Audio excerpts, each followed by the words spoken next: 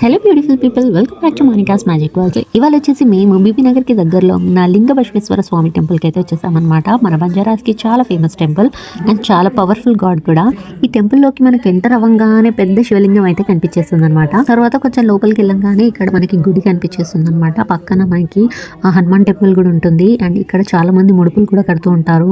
ఇక్కడ ఏంటంటే పిల్లలు లేని వారు, ఆరోగ్య సమస్యలు ఉన్నవారు, పెళ్లిళ్ళు కాని వాళ్ళు ముడుపులు కడుతూ ఉంటారు. మేమైతే ఎవ్రీ ఇయర్ వెళ్తూ ఉంటాము. యాక్చువల్ గా ముందు రోజే వెళ్ళి అక్కడ స్టే చేస్తాం అనమాట. ఇంకోటి ఏంటంటే ఎవ్రీ ఇయర్ శివరాత్రి టైంలో ఇక్కడ పెద్ద జాతర జరుగుతుంది అనమాట.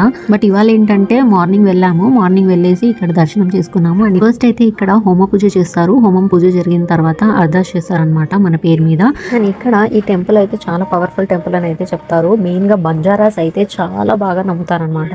బంజారాస్ కాదు, మన తెలుగు వాళ్ళు కూడా వస్తూ ఉంటారు. అయితే ఇక్కడ శ్రీలింగ బసవేశ్వర స్వామి టెంపుల్ అసలు ఎలా వచ్చింది, అసలు దేవుడు ఇక్కడ ఎలా వెళ్తాడో ఏమైనా స్టోరీ తెలిసి కమెంట్ సెక్షన్ లో చెప్పండి. అండ్ మేమైతే మార్నింగ్ వచ్చామని చెప్పాను కదా, వచ్చేసి దేవుడికి అయితే బెల్లమన్నం వండేసుకున్నాము అక్కడే.